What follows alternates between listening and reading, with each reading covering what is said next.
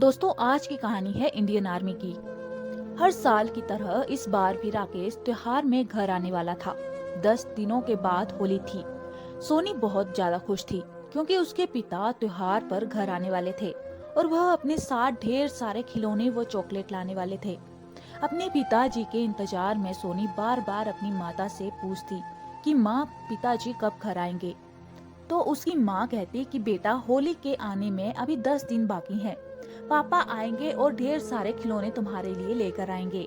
लेकिन बच्चे का मन कहाँ मानने वाला था। सोनी ने अपनी माँ से कहा कि पिताजी को फोन कीजिए, उनसे कहिए कि जल्दी से घर वापस आ जाएं और मेरे लिए ढेर सारे रंग और चॉकलेट लाना बिल्कुल ना भूलें। काफी जिद करने के कारण सोनी की माँ राकेश को फोन लगाती है और उनसे कहती है कि आपकी बेटी आपसे मिलने की जिद कर रही है, तो जल्दी आने की कोशिश कीजिएगा। बेटी की नटखट बातों को सुनकर राकेश कहता है कि मुझे मेरी बेटी से मेरी बात कराओ। बाप बेटी काफी देर तक एक दूसरे से बात करते रहे और फिर फोन रख देते हैं। अपनी बेटी की ख्वाहिश को पूरी करने के लिए राकेश कर्नल के पास 3 दिन बाद से होली तक छुट्टी लेने के लिए जाता है।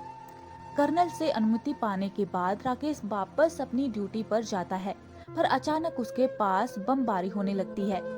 एक बम सीधा वहां जाकर गिरता है जहां राकेश खड़ा होता है, जिसके कारण राकेश के शरीर पर भी बम के छींटे पड़ जाते हैं, जिससे राकेश के हाथ और पैर पर काफी चोट लग जाती है। बम का असर पूरे शरीर में फैलने से रोकने के लिए और राकेश की जान बचाने के लिए डॉक्टर्स को मौके पर ही राकेश का हाथ काटना पड़ता है। अपने इन हालातों को देखकर राकेश को बहुत बुरा लगता है। वह सोचता है कि अब सोनी के साथ होली कैसे मनाएगा। राकेश को इस हालत में देखकर उसकी पत्नी और बच्ची दोनों ही डर जाएंगे, जिसकी वजह से उन दोनों की होली भी खराब हो जाएगी। इन सब बुरे विचारों को सोचते सोचते अचानक राकेश के आंखों में आंसू आ जाते हैं, क्योंकि उसे अपनी बच्ची सोनी के लिए बहुत बुरा लगता है। राकेश सोचता है कि वह अपनी छुट्टी कैंसिल कर ले और घर न जाए। फौज में राकेश का एक प्यारा दोस्त होता है। दोस्त का नाम अनुज था। अनुज के साथ राकेश अपने मन की सारी बातें कहा करता था। राकेश की आंखों में आंसू देखकर अनुज से पूछता है, क्या हुआ राकेश, तुम्हारी आंखों में आंसू क्या हुआ? तब राकेश अनुज से कहता है कि तुम तो मेरे हालात से वाकिफ ही हो। मुझे बताओ, अब मैं अपनी नन्ही बच्ची के पास कैसे ऐसी हालत में जाऊं तो जाऊं कैसे? मेरी छोटी बच्ची मुझे इस हालत में देखकर रोने लगेगी और मैं नहीं चाहता उसकी होली खराब हो, इसलिए मैं सोच रहा हूँ कि मैं अपनी छुट्टी कैंसिल कर लूँ। राकेश की इन बातों को सुनकर अनुज उससे कहता है कि तुम्हें अपनी छुट्टी कैंसिल नहीं करनी चाहिए, क्योंकि तुम्हारा ये हाथ तुम्हारी हकीकत है और कभी न कभी ये तुम्हारे परिवार को जरूर पता चलेगी, इसलिए तुम्हें छुट्टी लेकर घर जरूर जाना चाहिए। ऐसा इसलिए भी जरूरी है क्योंकि अगर तुम अपने परिवार को खुद के बारे में नहीं बताओगे पर उन्हें ये बात किसी और से पता चलेगी तो उन्हें बहुत बुरा लगेगा।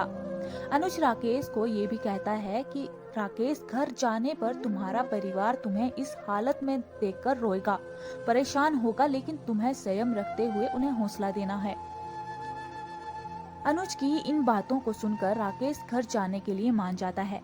राकेश अनुज को उसका हौसला बढ़ाने के लिए और इस मुश्किल घड़ी में उसका साथ देने के लिए उसे शुक्रिया कहकर उसी शाम को ट्रेन पकड़कर अपने घर के लिए निकल जाता है। ट्रेन के पूरे सफर के दौरान उसके मन में बस यही बात चल रही होती है कि उसके परिवार वाले उसकी हालत को देखकर क्या प्रतिक्रिया देंगे। ये सोच सोच कर राकेश को बहुत चिंता होती है, लेकिन वह किसी तरह स्टेशन से अपने घर जाता है और घर जाकर घर के दरवाजे को खटखटाता है और आवाज देते हुए कहता है कि सोनी, मैं आ गया हूँ, आकर दरवाजा खोलो। अपने पिता की आवाज को सुनते ही सोनी दौड़ते हुए दरवाजे के पास आती है और दरवाजा खोलती है। सोनी की माँ भी उसके साथ ही आती है। राकेश एक हाथ से अपना सूटकेस उठाए हुए होता है और अपने कटे हुए हाथ को अपनी पीठ के पीछे छुपा लेता है। अपने पिता को अपने सामने देखकर सोनी बहुत खुश हो जाती है और खुशी से चिल्लाने लगती है, पर जब वो देखती है उसके पिता ने एक हाथ पीछे छुपा रखा है तो वह अपने पिता से कहती है कि पिताजी, आपने पीछे क्या छुपा रखा है, बताओ बताओ। सोनी को मानो ऐसे लगता है कि वह उसके लिए कोई सरप्राइज लेकर आए हैं। जिसे सोचकर वह मन ही मन खुश होने लगती है। तब राकेश प्यार से कहते हैं, बेटा बताता हूँ, पहले अंदर चलो। लेकिन सोनी कहाँ किसी की सुनने वाली थी। उसने राकेश की बात नहीं मानी और जिद करने लगी।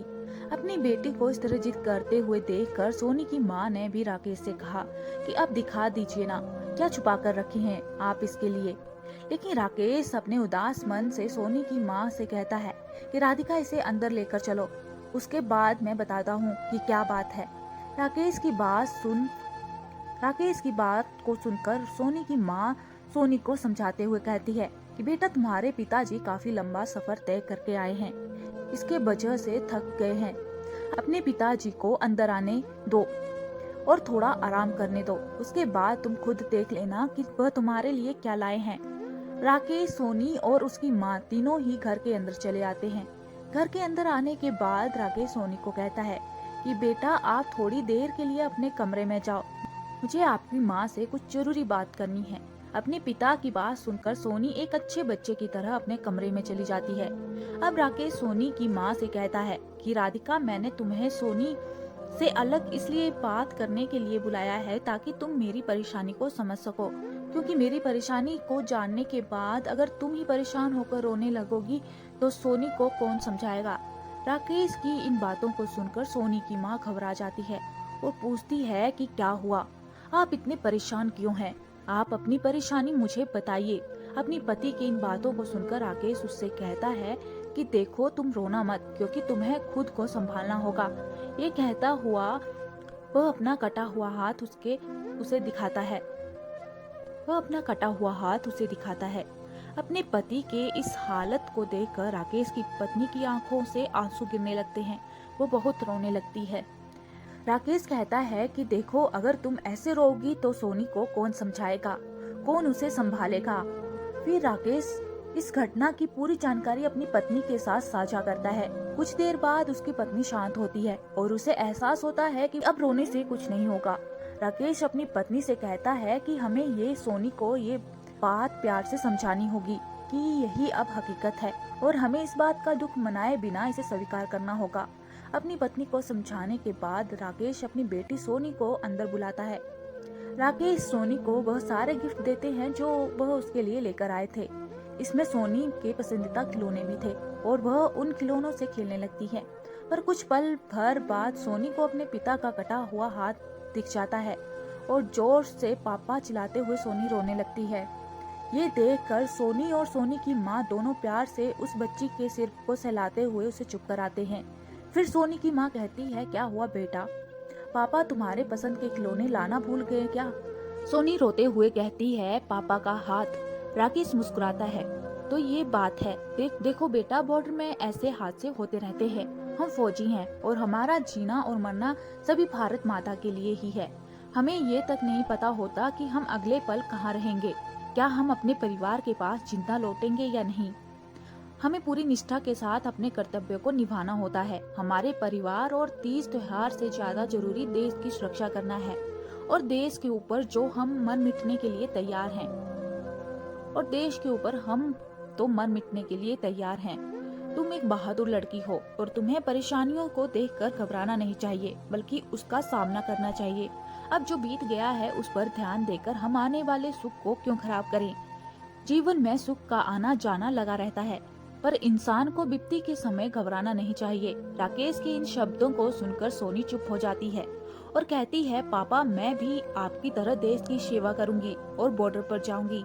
ये सुनकर राकेश कहते हैं, बेटा मुझे गर्व है कि मैं तुम्हारी जैसी बहादुर लड़की का पिता हूँ।